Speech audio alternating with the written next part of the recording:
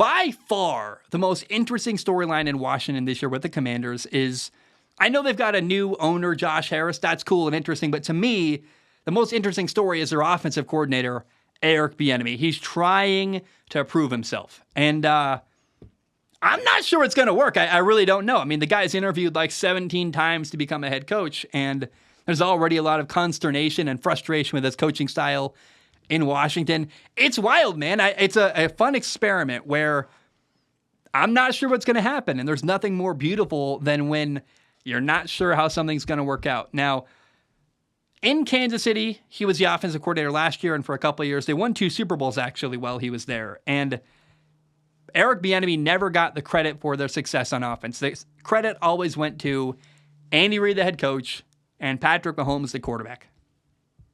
Eric Bieniemy's got a shot this year with an unproven second-year quarterback, former fifth-round pick Sam Howell. That's going to be their starting quarterback. Sam Howell, a guy who is not a top 5 pick, a guy who kind of came out of nowhere, who's unexpected and got a lot to prove.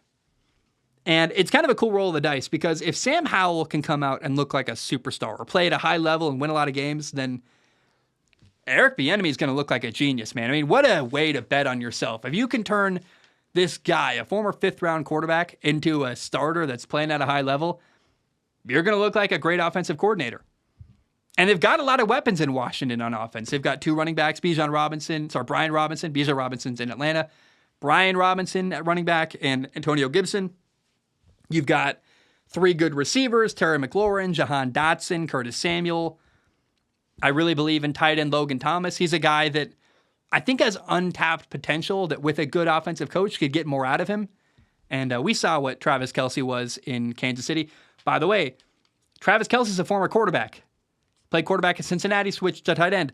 Logan Thomas is a former quarterback. There's a lot of weird parallels. I'm not saying Logan Thomas is going to become Travis Kelce. However, if you're going to have a coach turn a former quarterback into a really good tight end, who better than Eric Bieniemy, the guy who worked with Travis Kelce for years? I mean, there is potential here in Washington. I'm not sure it's going to work, but it's really fascinating. And the offensive line is still a work in progress in Washington. It's a work in progress, but I think it's going to be better. You know, they added a new right tackle, Andrew Wiley. They added Nick Gates at center. I mean, they're doing things to improve on the offensive line in Washington. It will be better than it was last year. And Washington last year had one of the better defenses in the entire NFL. And they did that without their 2020 number 2 overall pick, Chase Young, playing. I mean, Chase Young only played in 3 games last year.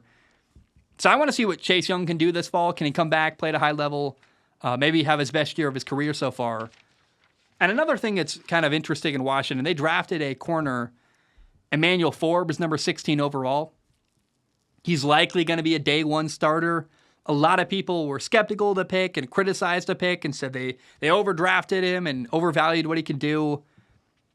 I think we got to give Emmanuel Forbes a chance. Let's see what that guy can do. He was known in college for getting a lot of pick sixes. He played in the SEC at a really high level. And, I mean, it's weird how people outside of Washington are saying that Emmanuel Forbes, terrible draft pick, writing him off as horrible. Give the guy a chance, and let's see how he develops over year 1. If week 1 to week 18 he's a better player and he develops and turns into a good starter, that's a great year. I'm not expecting him week 1 to be the best corner in the NFL, but if he can progress into a good player, that's a win to me. That's a good draft pick. And again, I don't think Washington, as I throw my pen, I don't think Washington is in competition for a Super Bowl this year. It's about developing their young guys. It's about seeing what Eric Bieniemy can do. How can Sam Howell play? Is he the quarterback of the future? Can he play at a high level? Developing Emmanuel Forbes, having Chase Young ball out and have a great year. Those are the things to look forward to in Washington. Now, they do have a tough schedule, man. They're in a loaded division, the NFC East, which has Dallas, the Giants, Philly. I mean, some of the best teams in football. I have Washington going 7-10, and that's actually a good year, I think. If they can look good on offense and win 7 games, that's actually like a solid year to me. I'm really, really fascinated how Eric Bieniemy and Sam Howell are going to do. It's the science experiment that I want to see how it plays out. I'm not sure how it's going to work. I think that one thing that's pretty damning for Eric Bieniemy is that Kansas City is going to be totally fine without Eric Bieniemy. And that could be telling me, what does that say about you? If you leave a situation and they don't even skip a beat without you, I mean, how great of a coach were you? How much of an impact did you really have? That's not great. And there's players complaining about Eric Bieniemy. I think that's ridiculous. There are players saying he coaches too hard. He's too tough on us. It's like, no, he's trying to push you to be better. But it sounds like there's a disconnect between the way he's coaching the players and the way it's being perceived by the players. So maybe that's a people skills problem. I'm not sure. Either way, I'm rooting for these guys. I'm rooting for Washington. I'm rooting for Bieniemy. I'm rooting for Sam Howell. It'd be so cool to see them do well. I'm not sure they will. But I have Washington going 7-10 this year.